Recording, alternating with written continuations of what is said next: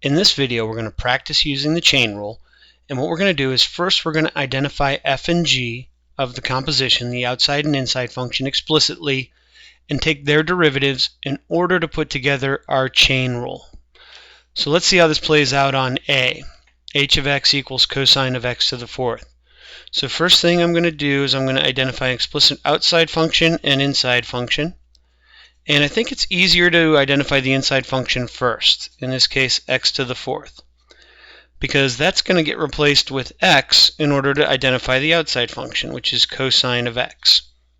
So there's our two functions that form our composition, because x to the fourth would be going into cosine of x as its input. Now we're going to just take the derivative of each of those separately. So the derivative of cosine x is negative sine x, and the derivative of x to the fourth is our power rule, 4x cubed.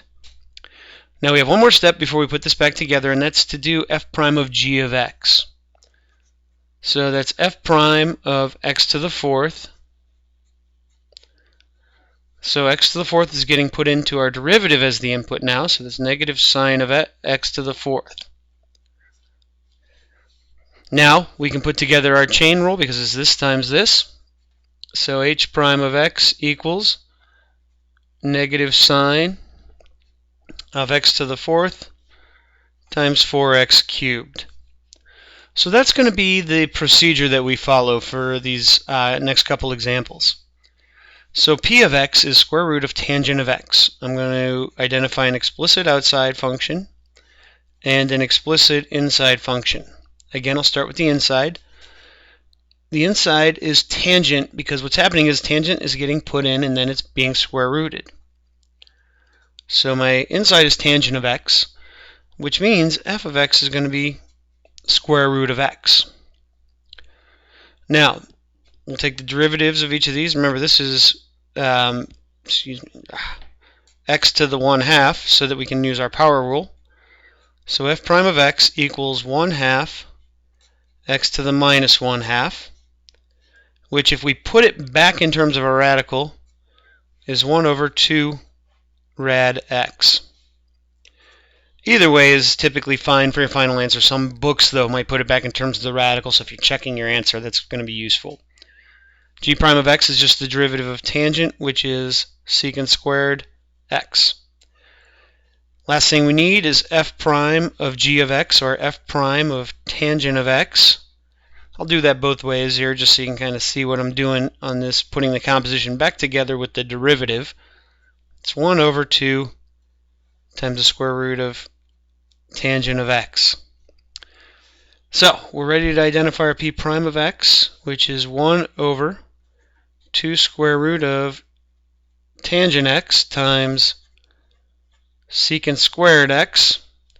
Or if we wanted to, we could write the secant squared on top and write it as secant squared x over 2 square root of tangent x. Let's do one more example in this video, and then we'll do a couple more in a part 2 so it doesn't get too long.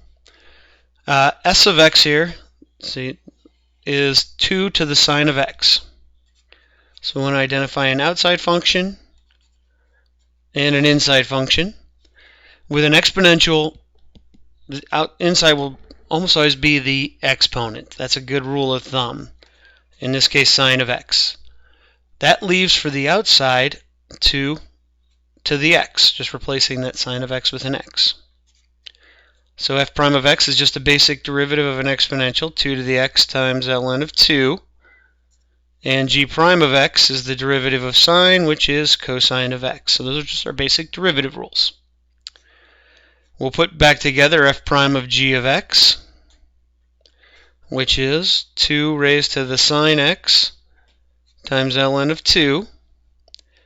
And now the product of those is going to give us our s prime of x.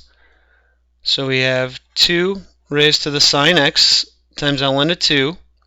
That's the derivative of the outside, leaving the inside alone. Now times the derivative of the inside, which is cosine of x. And not a lot of simplifying we can do there, so I'm going to leave it as is.